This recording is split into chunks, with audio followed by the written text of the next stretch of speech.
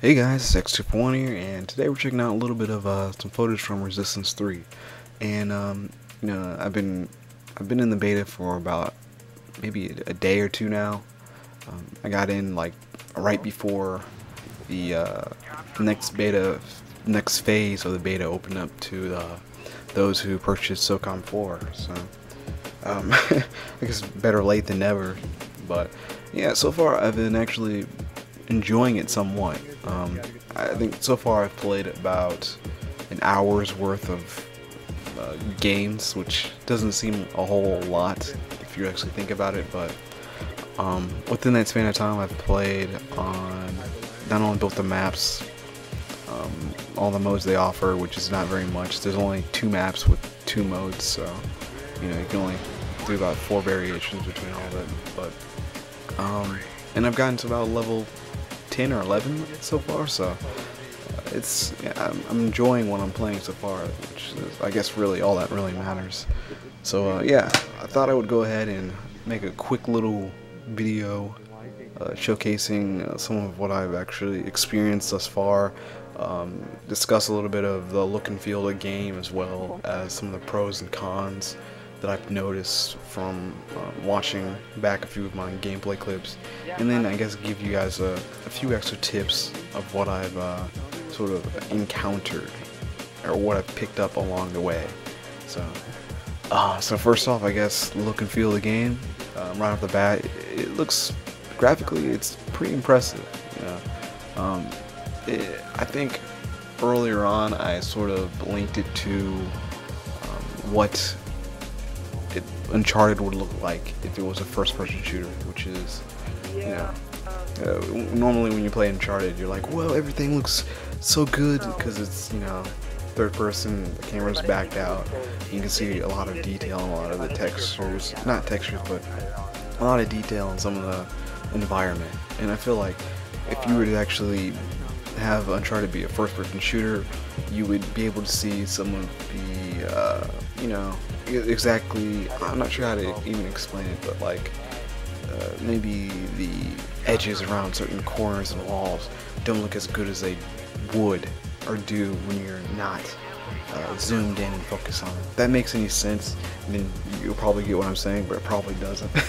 But ultimately what I'm trying to say is that it looks pretty good, especially when you're running in multiplayer, 16 people on the same map.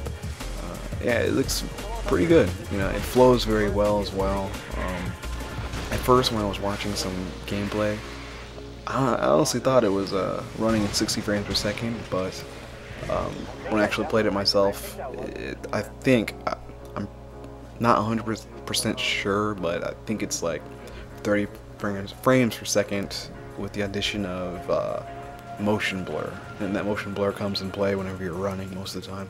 So I guess it has a very interesting look that I haven't seen before. So yeah, what else? Well, I already talked about the motion blur, just mentioned that.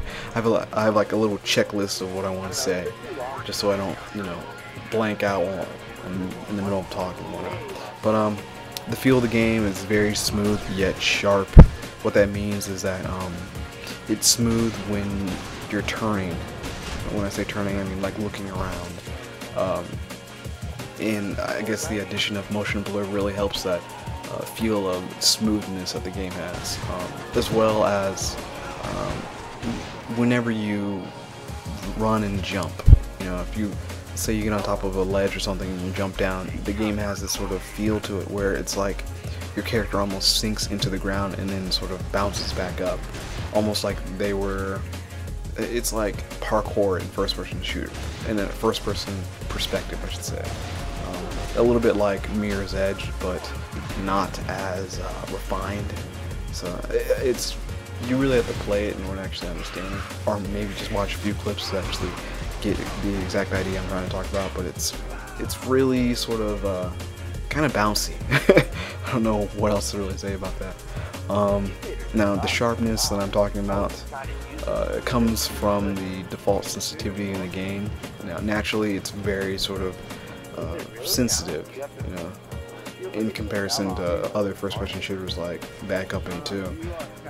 Yeah, I want to say it kind of reminds me of Medal of Honor, actually, in terms of the movement, though it's much more, your character has a lighter feel to him, so your character a lot of times feels much more agile whenever he's on the move. So I like that, actually. At first I had a little time adjusting, I had a little difficulty adjusting to that, but over, I guess, the hour or so I've played of the game, I've gotten used to it, and it feels really, it's gotten comfortable, I guess, so that's really all that matters. Now, some of the pros and cons of this game, of this beta so far, that I've noticed, there's actually more pros than there are cons, which is kind of surprising.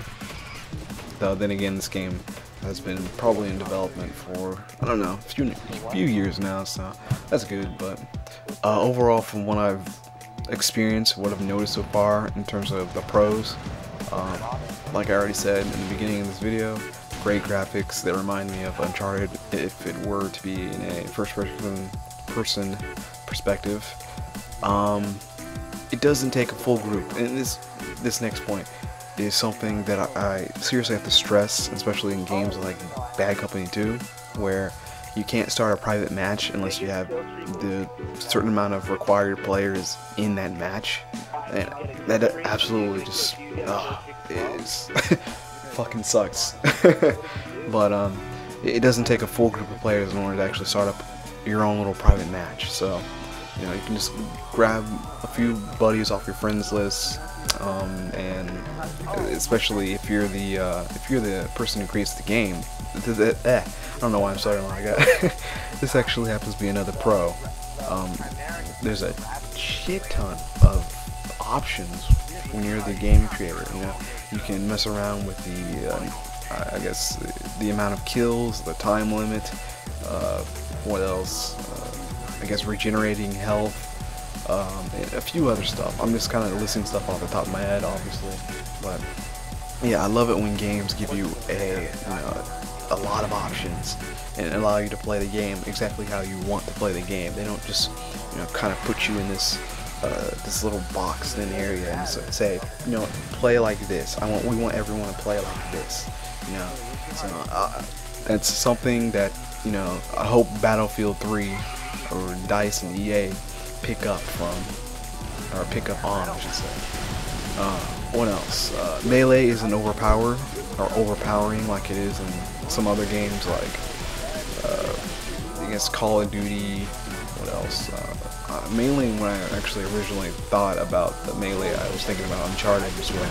And there seems to be a lot of links between Uncharted and Resistance in my mind. But I like how, unless you're going for a melee kill from behind, it's not always a one-hit kill. Actually, it's rarely ever a one-hit kill. I think in one of the games, one of my earlier games when I was playing against someone, I think it took me about maybe in excess of like 3 hits, and even then I didn't kill the guy. So I'm glad that. But then again, when I say 3 hits, we were facing each other, so it was kind of like a standoff or a shuffle of some sort. So it's not, you can't run around and just run up to someone in melee and get away with it, I should say, unless they're not looking at you, which is great once again. And I guess this is the last pro I could think of at the moment, and this is major. This is detrimental to a lot of multiplayer games, in my opinion, where they make you have to, in order to actually mess around with your loadouts and stuff like that, a lot of times you have to go back to the main menu. You'll have to quit the game or wait until the game's over in order to go back to the I guess the lobby or whatever they want to call it, and from there you can actually mess around with your loadout and equip different kind of perks and add-ons to your guns and whatnot. Now, one thing I love about in this game, or in this beta so far, is that you can do that on the fly. You can do that as the game is going on. So, if you happen to not like your gun that you're using, and let's say you get killed, or I think even if you can pause the game while you're in the middle of it, and go mess around with it there. You can actually, you know, I think it's via your custom slot. You can go in there. You can switch your guns, which guns you want to use. Switch, secondary, not secondary, but your grenade type, your perks, your mods, whatever. From there, all while the game's in progress as well. And you can also actually buy upgrades while you're in the game as well, which is huge to me, because it's like one thing that just kind of drives me insane about Call of Duty is how after every match you feel like you're almost pressured to, as soon as you get out of the match, you feel like you're almost pressured, or you're under like a strict time limit in order to get into your loadout, switch up to what you want to use or experiment with in the next game. In this game, it's kind of like, you know what, let's just kind of do away with that. Let's give them the option and ability to change up on the fly, change up while the game is in progress, and I love that. So definitely, I hope more games apply that idea or mindset. Once again, another game should do it, or should pick up on this. Hopefully they already have a system like this in place, is the upcoming Battlefield 3. So that was, definitely one of my favorites of all the pros that I noticed. Now, as I've already said, I've only played this game for about an hour, so while it doesn't seem like there's a whole lot of pros, I guess that's just sort of some of the more noticeable stuff that I picked up on and I've really actually enjoyed so far. So some of the cons. Now, I only have 2 cons. I couldn't really think of a whole lot. Initially, when I first played the game, I guess like during the first 30 minutes, I really didn't. I wouldn't say I didn't care about it. I didn't care for it, but it was sort of like I was having a little bit trouble getting into it. I was sort of trying to find my go-to weapon. I felt like once I found my go-to weapon, which happens to be kind of in between the shotgun and not the shotgun, but the Rossmore, which is the shotgun pretty much, and the I can't remember the gun at the moment. I want to say like Buzzer or something. I think it starts with a B. I'm not looking at any videos, so I'm sort of just going off the head at the moment, but it's the rapid firing alien weapon, which you can actually trace people with. Can't remember the name right now. It's not the carbine. It's something else. I can't remember. But once I found my go-to guns, or go-to gun, I should say, and my sort of ideal loadout, I felt like everything sort of just fell into place, and that's when it really started getting fun and enjoyable, and that's when I started noticing myself actually doing better in the game. So I guess when it comes to some of these cons, actually mainly these cons have nothing to do with my gameplay experience so far. It's not due to me sucking or anything like that, even though I will say earlier on I was doing absolutely terrible, like 1 in, I don't know, 10. But oh man, it's embarrassing to even talk about it, but whatever. So as to the cons I have, there's only 2 at the moment. There's the nightly downtime, which is for about 2 hours. Now I think it's from like 12 a.m. to 2 a.m. PST, or Pacific Standard Time, which for me that equates to about I don't even know it really. All I know is that when I got on and started playing last night, it was about maybe 3 o'clock in the morning, 3 or 4 o'clock in the morning. So I could probably figure it out, but I'm not really that